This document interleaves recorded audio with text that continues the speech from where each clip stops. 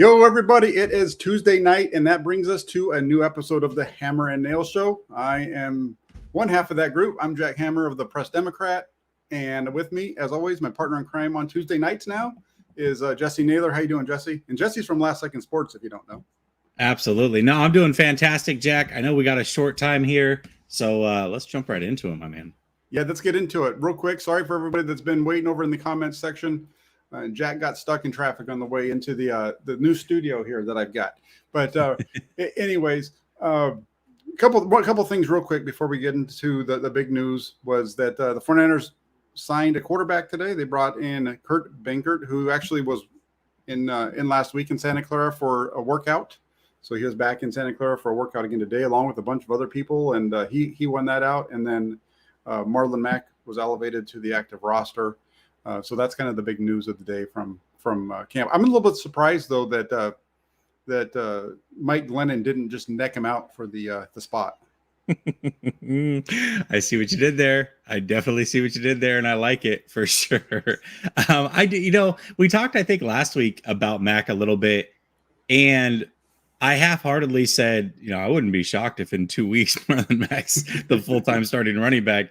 I didn't mean that because of injury. I meant it because he's a veteran, and I feel like he's got his explosion back, and he's a good 3-down back. So for me, I do like Marlon Mack on this roster. I don't like that TDP had to get injured to make that happen, though.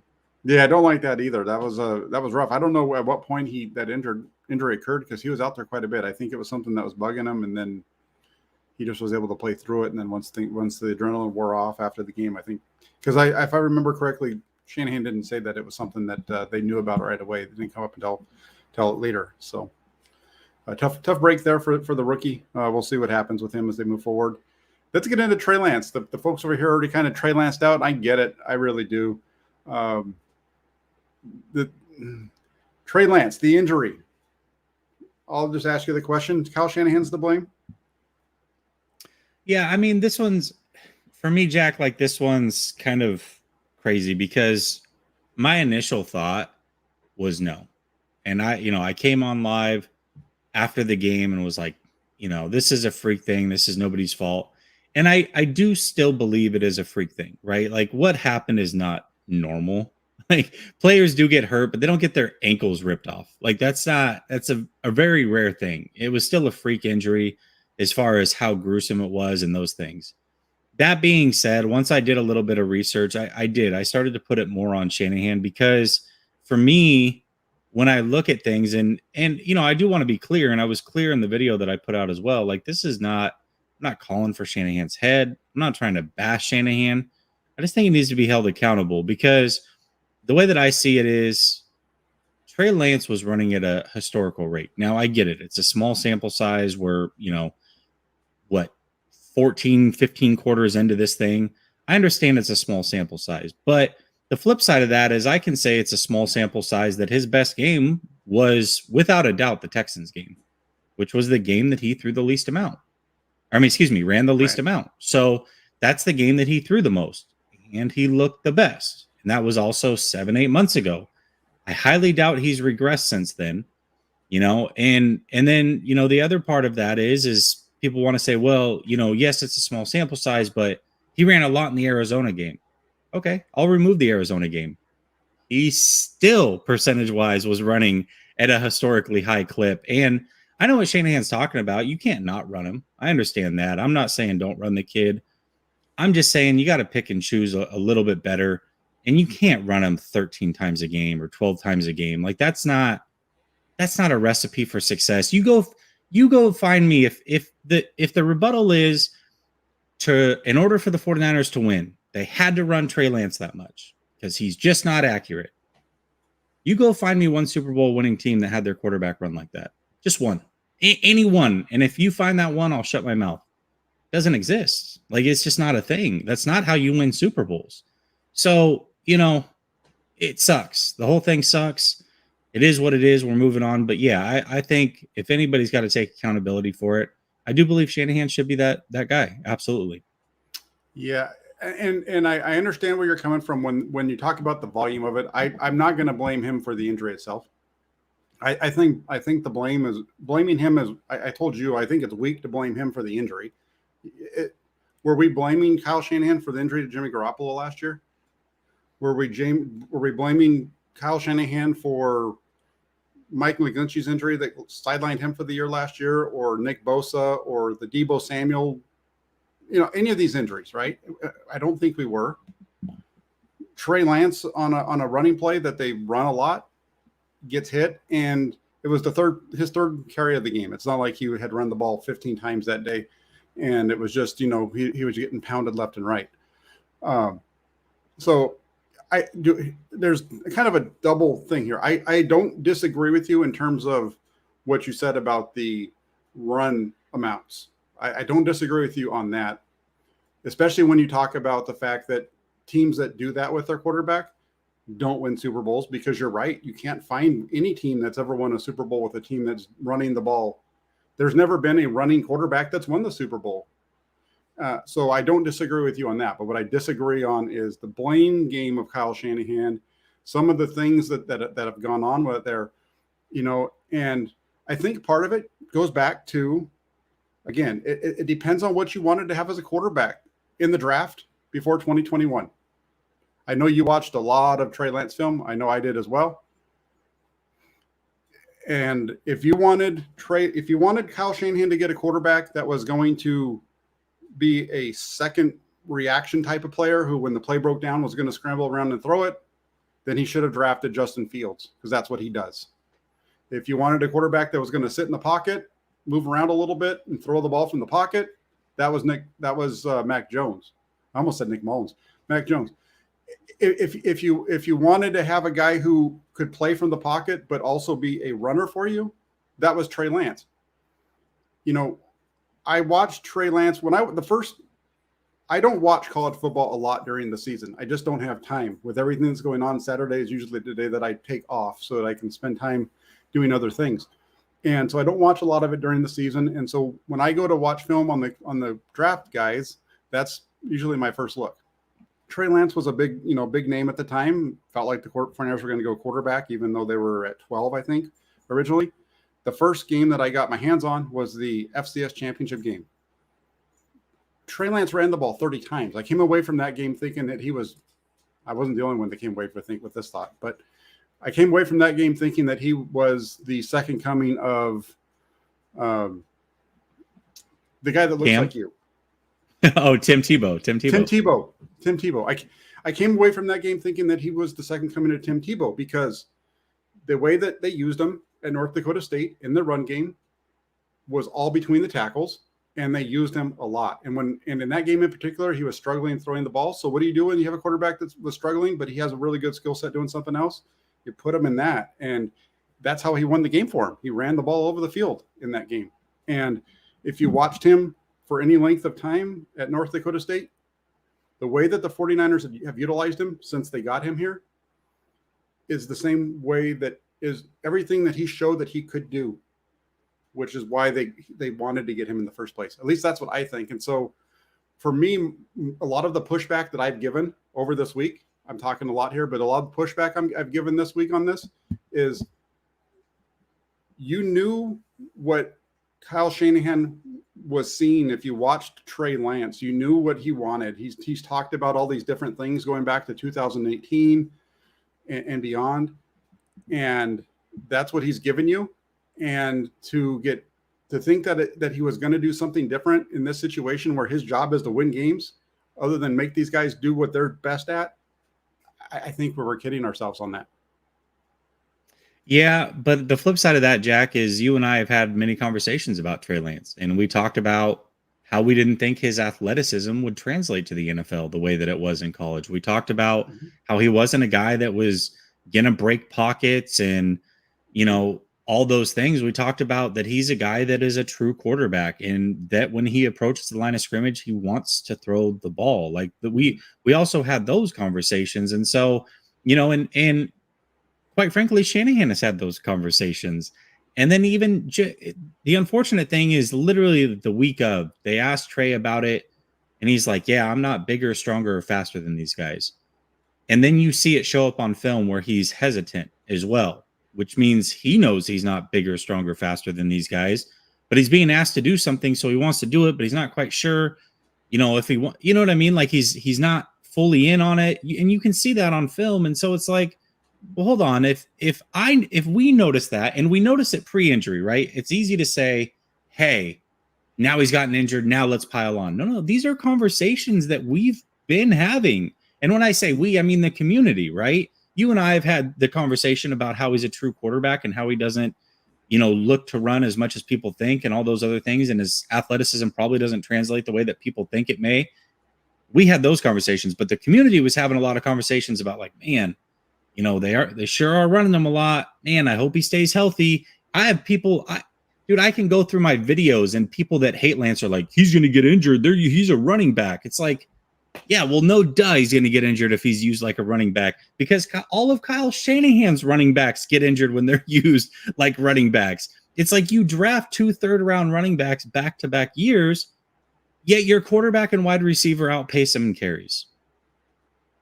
I don't know, man. I don't want to say, because it was a freak thing, that to say it was 100% him, I think that's probably unfair. But when you play with fire, you're going to get burnt. You just are. And, the Josh Allen model is what I assume he really likes, because that was his snarky remark back to Grant was, do you not watch other teams? Well, I do. And they don't do this to their quarterback. And the quarterbacks that do run that much are much different runners. They're very elusive. They can protect themselves. Josh Allen, who's a more similar runner to Trey Lance as far as being big and lumbering and willing to take hits, he only runs it about 6-7 times a game throughout his career. That's where he's at. And even Josh Allen, who's much bigger than Trey and is even probably a little bit more elusive than Trey, he got knocked clean out versus the Patriots, right? Yeah, he hasn't had the catastrophic injury, but hasn't been injury-less from running the ball. He got knocked clean out versus the Patriots. Josh Allen. So these things happen when you run your quarterbacks. These are the possibilities you have. And Shanahan, of all people, man, you saw what happened to RG3.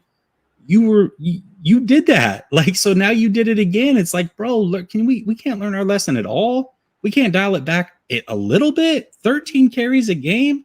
That's a lot. Yeah, you just ruined your whole argument right there for me with the RG3. I was with you up until RG3 because RG3 wasn't ruined from running. RG3 was hurt right in the pocket. RG3 prior to that? No. His initial injury was from running the ball. He got crumpled in the playoffs when he dropped back, and he was already hurt, and they continued to play him. His original injury was against the Baltimore Ravens on a called pass play that he scrambled on. You can't but he still ran. But you can't blame that on Kyle Shanahan. I'm not blaming it on Shanahan. What I'm saying is you saw a mobile quarterback who was under your tutelage go down with a severe injury, and his career was ruined. You saw that happen. You already know that Trey Lance is going to be mobile a little bit on his own. Why add to that is what I'm asking. Then they shouldn't have drafted him. Really. That's fair.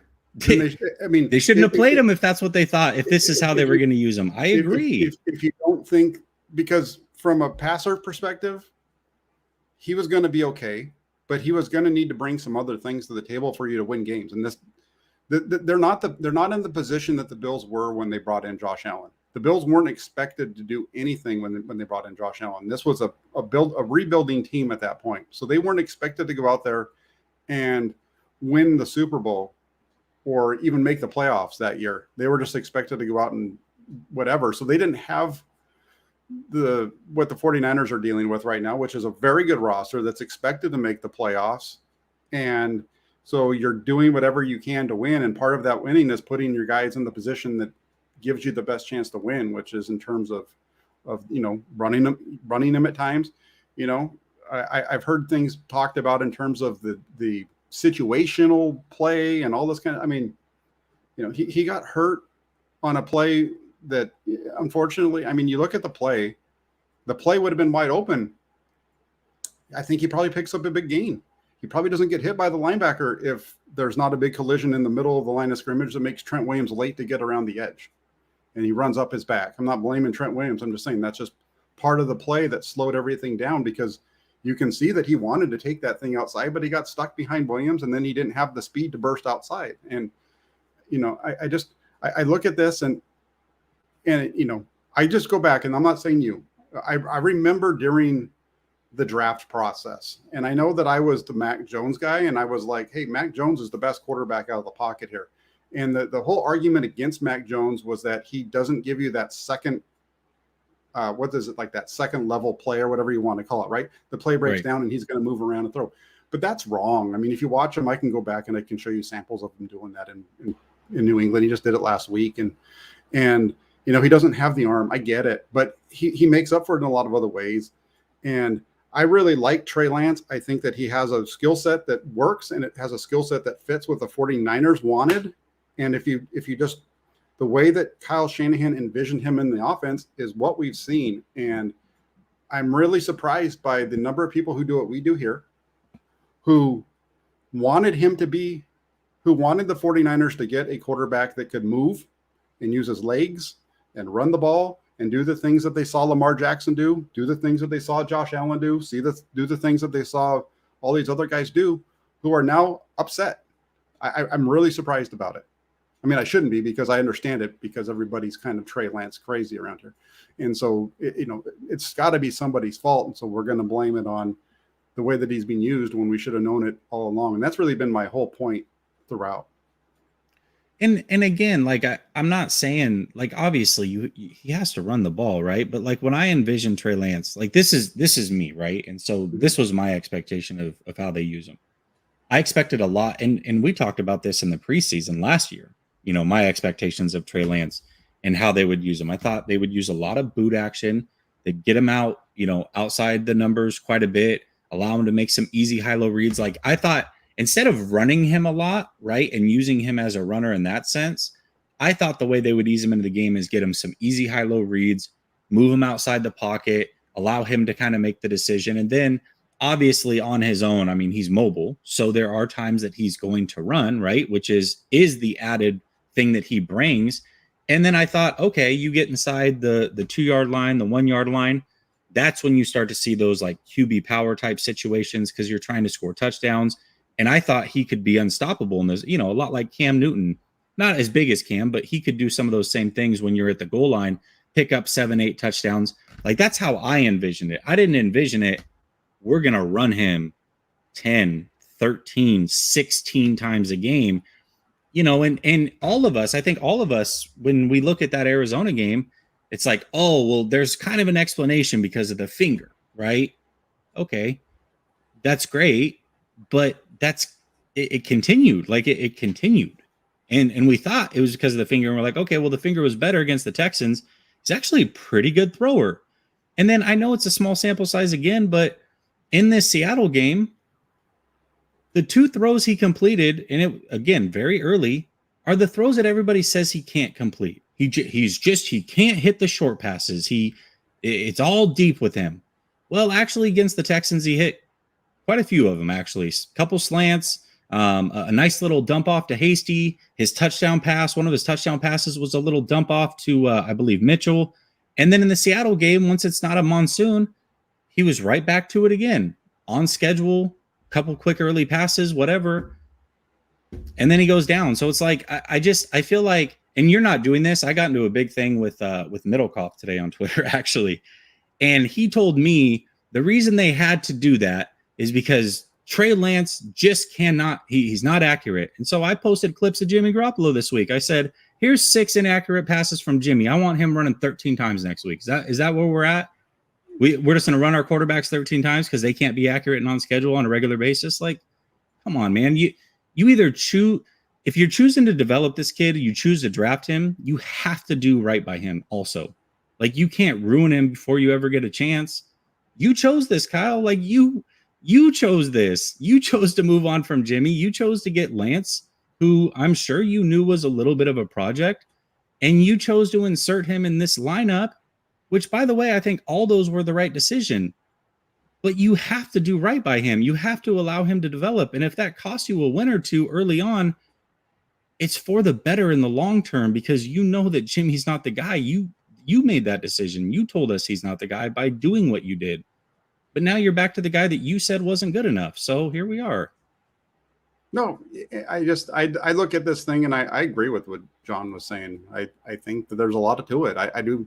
I think that there's a you got a group that really wants to put this on Shanahan, and you got let's just put it this way. Trey Lance, if he ran the ball, he ran it 3 times in the first quarter. If he ran the ball 3 times every quarter, he finishes with 12. He would be sitting at 25 rushes through the first 2 weeks of the season. He wouldn't even be the number 1 guy in terms of quarterbacks in terms of attempts. It's right, and the guy who would be Hurts, who's way more elusive and a completely different runner. Well, I understand that, and that's why again I go back to this as I think Kyle Shanahan wanted a guy that was going to be a runner, and that was the guy that he chose. I think in again, you can go back and you can watch Trey Lance at his North Dakota State film, and you watch what you saw from him against the plays that they ran with him against Chicago. It was North Dakota State offense.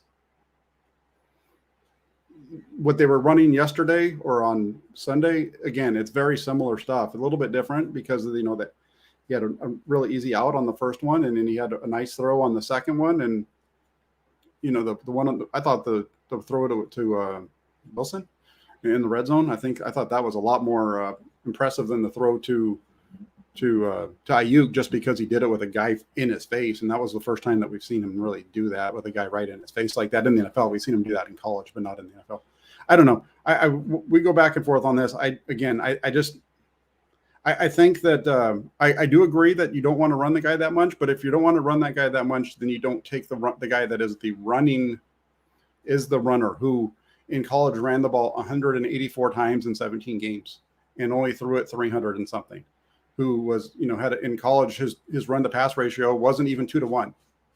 You just don't do it. And at least that's for me. I don't think, for me, I look at this from here and I'm like, yeah, I don't like the running, and it definitely ruins it. But when you look at the reason why they brought him in and the reason why I think they decided they wanted it to be Trey Lance is the way that they utilized him. So, we got to turn the page. Unfortunately, the worst part about this whole thing is that we don't get to watch Trey Lance play for a full season. We don't get to see how that turns out. We still don't have the answer, so we still have 0 answers. Yeah, exactly. We come back into 2023, and we're right back in the same spot, and that's the worst part of the whole thing. Mm-hmm. Really, I mean, that's not even the worst part. The worst part of this whole thing is what he's dealing with. Let's just be honest. Yeah, the sure. Injury and what that takes to go through what he's going through. That's the worst part of it. So I need to stop saying that. But the second worst part is that we don't get to see the development this year, and that's a big bummer. I want to say, let me just end on this real quick, and this won't spark up any debate, but I just want to say, I threw this out on Twitter as well. I'm very consistent, right, in this thought process. This is not a new thought process for me. I've got messages from 2021 where I was going back and forth with a Bills fan after Josh Allen's first playoff appearance, and I was like, dude, Dayball's an idiot. Like, the way that he ran Allen in these playoffs is absolutely unacceptable. He's going to get him killed. And I got those messages. So this is something that I said about Allen, who I believe is the best quarterback in the NFL right now. I think he's a freaking unicorn. I also think he's a lot bigger than Lance, and maybe even a little bit, maybe not faster in straight line speed, but a little bit more shifty. This is a belief that I have. Like, I didn't like it with Allen, and that was at 8 times a game. I certainly don't like it with Lance at 10 to 13 times a game. So anyways, let's move on. Yeah, no, that's fine. Where do the 49ers go from here? They don't have Trey Lance. They're back to Jimmy Garoppolo. Does anything change? I mean, I think some things change for sure. I think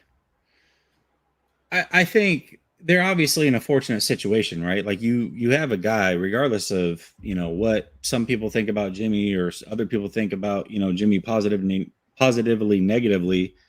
This is a team that can win with Jimmy. Like, they in the regular season, they're going to be fun, right? This should be a team that makes the playoffs. This was a team that should have made the playoffs prior to Jimmy. This is a team that should make the playoffs now, no question about it. And I believe this is a team that will and can make the playoffs. I hope, the biggest hope that I have is this happened in week 2. It's not like Jimmy Garoppolo is Mr. Picture Perfect Health himself, right? Like, I think a lot of people are now assuming like, oh, it's good. We got Jimmy. We're good to go. We're for sure making the playoffs, which I do expect that. But what happens if Jimmy misses 3 or 4 games? Do we trust Brock Purdy? So like this, there's nothing guaranteed here. And it is what is it? An even year? Is that the years that Jimmy happens to get injured, I guess? So, it's one of those things that they got to be very careful here. And again, I said this too, like, bro, what are you, Shanahan? You just saw Lance go down, and then you were running Jimmy on the same. Like, what are we doing? Like, don't get them both are the same game. Like, we need Jimmy. Like, we need Jimmy right now. Jimmy is the only chance at this point because you don't have Trey, and Purdy's a rookie, right? So the expectation is they have to still be a playoff team. All those things that we thought going into the season are still true now because Jimmy certainly, especially in the regular season, can get it done. Like, he can be good enough for this team to win. We've seen it. So I can't bet against that now. It should be the case. Yeah, I look at this and I don't think anything changes, right? If anything, if anything right now, everything should ramp up, right? Right? Really? If anything, oh yeah, if anything right now, if anything, the expectation of this team should ramp up to where it should have been all along. Was that this should be a Super Bowl team? I know, let's say Super Bowl. It's Super Bowl or bust, right? I mean, you've got a team that everybody said was prior to Jimmy Garoppolo re-signing with the team. You had a number of people who make a lot more money doing this than you and I do, saying that the 49ers had the best roster in the NFL if you take the quarterback out. Well, which I agree. Now they've got the quarterback that everybody was like, this is the guy you're replacing. So, hey, this team better go out and win the Super Bowl, right? Yeah, I mean, listen, to me, like, selfishly, it's Super Bowl or bust. And this is just me in my mental because the number one priority this season was developing Trey Lance, right? So if you don't develop Trey Lance, then it's like the only way that I'm going to feel good about this season and not think it's a wasted season is if they go win a Super Bowl. Plus, I do have a small group of people that certainly love to tell me I'm an idiot about Lance and that he's a bust after 3 games and how great Jimmy is. You got your wish. So you better go out and win the damn thing now because there's no excuses. You told me that this window is wide open. And if we just had Jimmy, we're going to win it all. Okay, you better win it all. That's a tall order to ask for. I'm telling you right now, that's a tall order, but that's the expectation. That's the expectation you told me I should have. So I'm just going to follow through with that. Yeah, which is funny because like I didn't go into this season having a Super Bowl expectation. I thought that they had a really good team. I felt like they were going to be a 13-win team, all those kind of things. I we'll see what happens. I kind of said it was depending on how the first 6 games goes was going to depend if they were a 10 to 13-win team, right? Lost the first game, but doesn't look like the way the schedule sets out right now. I could see them easily being 5-1, and that puts you right around that 11 to 12 win range. And I don't know if a Super Bowl is the deal, but again, if you want to look big picture at this conversation from a big picture, all those people that have been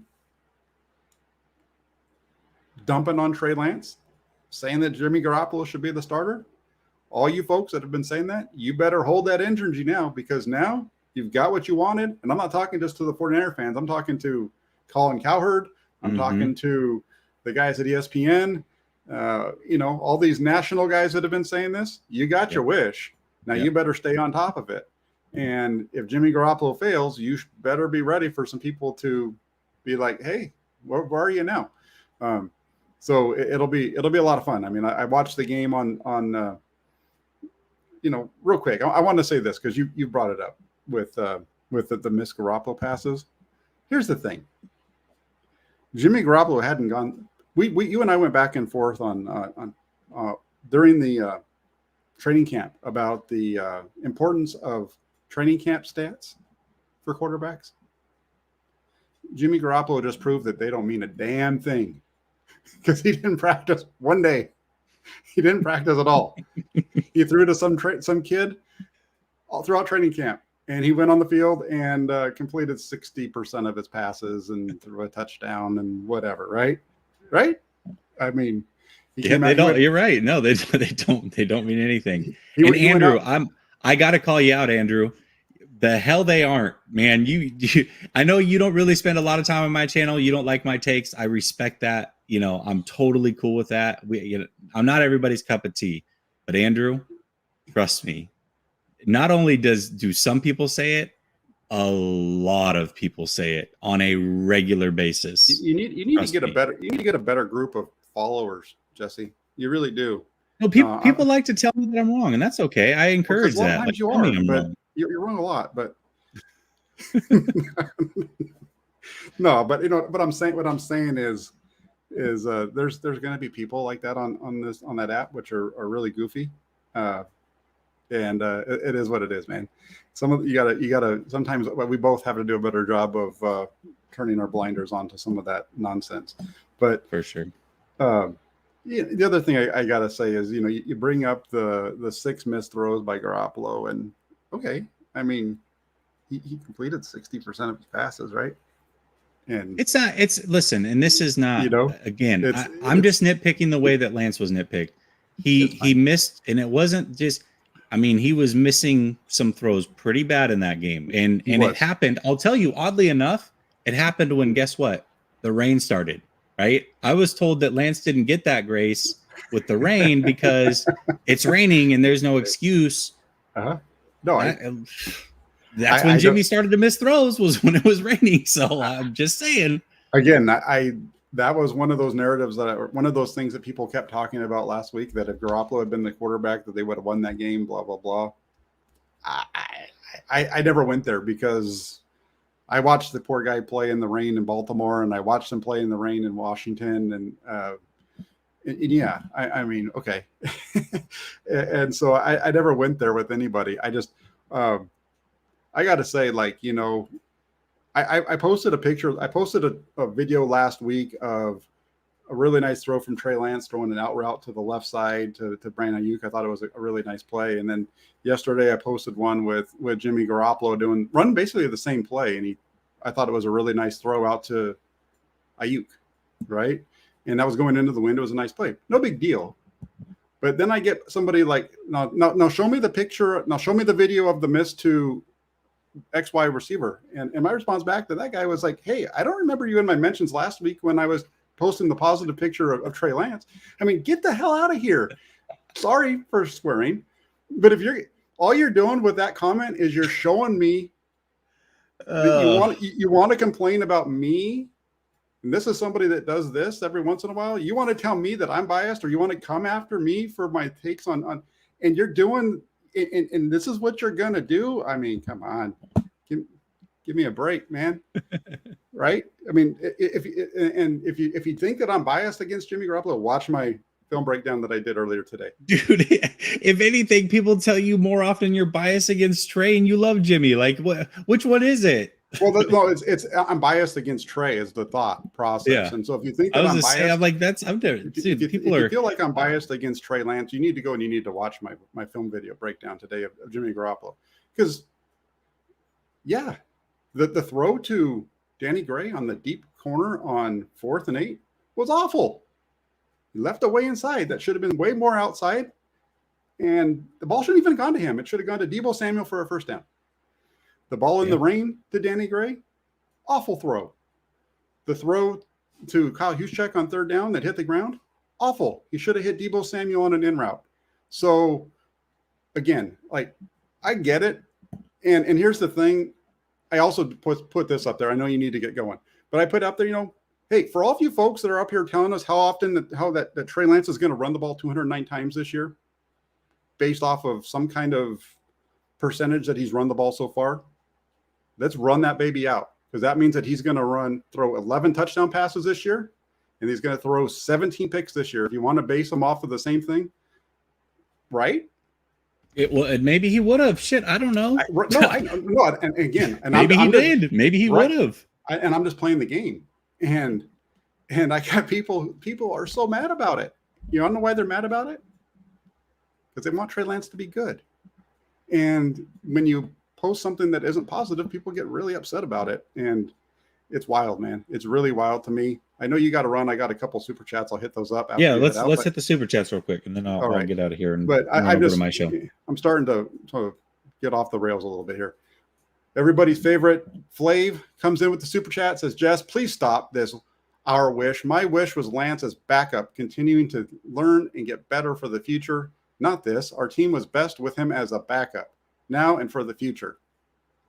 Yeah, listen, let me be clear about this. I'm not trying to say that everybody wants Trey injured. There are a few, and those people are disgusting. That's not you, Flav. I'm not saying that that's you, or any of these guys that love Jimmy, whatever. I'm saying your wish was to have Jimmy playing, right? That was your wish. Regardless of how we got there, it was to have Jimmy playing. Now, of course, you don't want Trey injured. He's still the future. As a 49er fan, I imagine that you want the future to be healthy and learning. But you got your wish as far as Jimmy playing. And Flav, you're one of those people that told me this is a Super Bowl team and you cannot play Lance. So let's see. Yeah, I agree with that. That's you said it a lot nicer than I did there, Jessie. And I would have said, and I would have been wrong because I would have said nobody wanted to see Lance get hurt, but he tweeted something else out last night, and there's some really awful people out there. It's disgusting. Not you, Flav. You're cool in terms of that. You just are very much a Jimmy Garoppolo fan, and that's your right. Yeah, Flav watched the game with me live on playback, and he was, in the moment, he was certainly, so for anybody that rails on Flav and these things, like, he definitely was not a fan of what happened. I'll be clear about that. So yeah, I agree, Flav. Yep. No, and from that standpoint, I want to make sure everybody knows I'm cool with Flav. I'm cool with him anyway. He drives me crazy a little bit with this. People want to call me a Jimmy lover. That guy, he really likes Jimmy. Blind Tom, thank you for your super chat. Thank you too, Flav. He says, Jimmy has his own injury history. I have hopes for Purdy if they can coach him up. Go ahead and laugh. I think he's a great backup with a real future. Rock on, guys. Blind Tom, I agree with you. I think he is a very good career backup.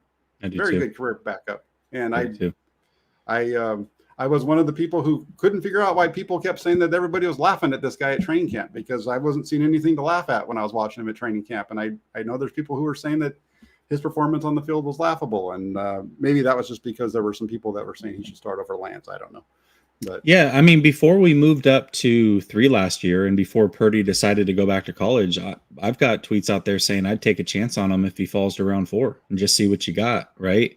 Mm-hmm. I like Purdy. I have no issue with Purdy at all. And the fact that they got him as Mr. Irrelevant, I like that even more. So yeah, because he decided to go back to college, and for some players that works, some players it doesn't. Didn't work in his favor, unfortunately, but we got him, and we got him with the last pick. There's really no risk there. And I think he could be a career backup. Very Chase Daniels for sure. Yeah, I agree. Well, he might even have to play more than Chase Daniels. Chase Daniels, I wish I had that guy's career. Holy moly. And I think he's played like 100 snaps or something like that in his career. Big Flav comes back and he says, I'd rather Trey healthy than Jimmy starting right now. Hey, we all agree with you on that one. I believe it was only a matter of time before Jimmy took over anyways. I disagree with you on that.